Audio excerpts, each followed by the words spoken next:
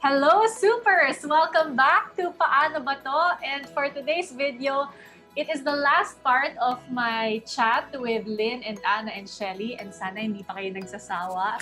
There's just so much nuggets of wisdom na lagi ko nakukuha sa kanila, and I want to share that with you. So today we're talking about emotions and feelings. And at the end of the episode, I will read a few answers from you as well. So I hope you enjoy this video. One thing I learned in 2020 was that your emotions need space, not solutions. That was my Because when we favorite part. feel, So good. thank you so much. When you feel discomfort, the automatic response is always, I need to be okay, I need to be okay. And then when you see also, like for example, you see someone crying, you're going, don't cry, it's okay. But then sometimes you just need to let it out and cry it out. So we just have to give them space and let all of those feelings sit together. It's your discomfort, and sometimes these feelings seem contradictory, like you're grateful but you're also sad, but you're also frustrated, but you're also happy. So you can just give them all space and let them sit together instead of Meron akong, quickly finding solutions for them. I was remembering what you wrote, Ans, na, and also Lynn, to the point of like sitting with discomfort is a superpower, and Ans, what you wrote na holding space for all your feelings. So the other day I was crying. Ay, nag-share. And di true to, sige, namnamin mo, hold space for everything. I wanted to message you, Ans, to say, Ans, you have to write a note na PS na when you do that, it's gonna feel freaking bad. Not bad, but it's going to be so confusing.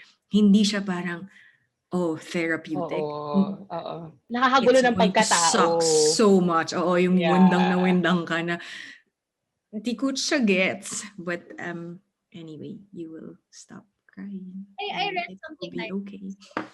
I don't remember where I read this, but all your feelings are valid, but it's also important to remember that not all your feelings are rational. Kaya nga feeling eh. Correct. Na parang, kasi di ba parang a lot of people would claim na, I feel this, so this must be true.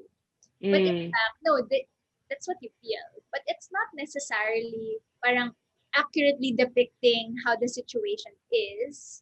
You're not supposed to ignore them either. You're, as Anna said, hold space for it. And then after, pag okay ka na, pag nalabas mo na, then you can process it. Right? Ganda. Ang daling sabihin pag rational, Oo. pero pag nandun ka na. I know.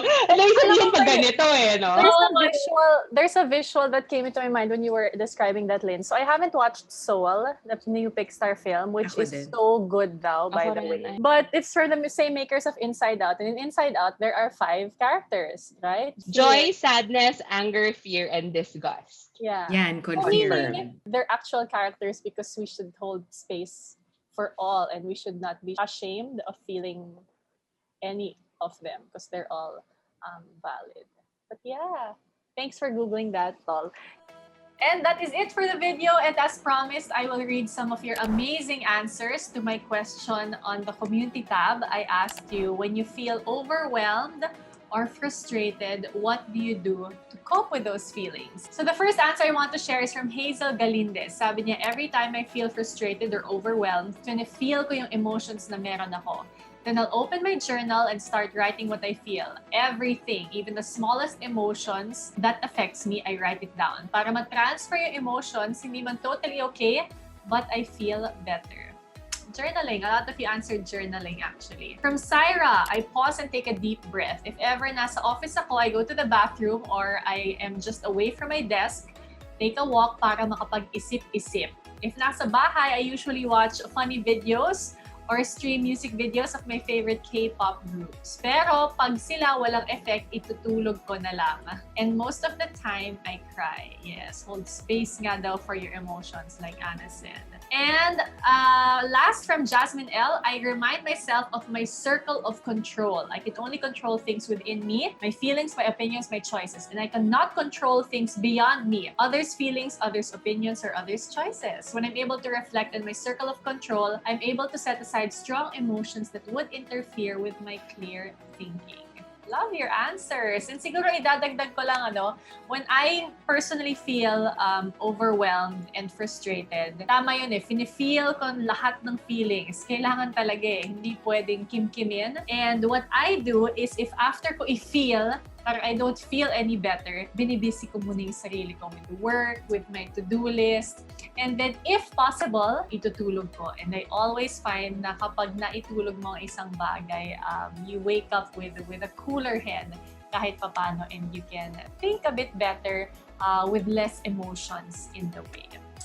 So that's it for our video. Please always check the community tab. I will be posting some questions there from time to time kasi I love hearing your answers, reading your answers, and of course, sharing your answers to everyone. So thank you, supers! Maraming salamat, and I'll see you next time for our next video.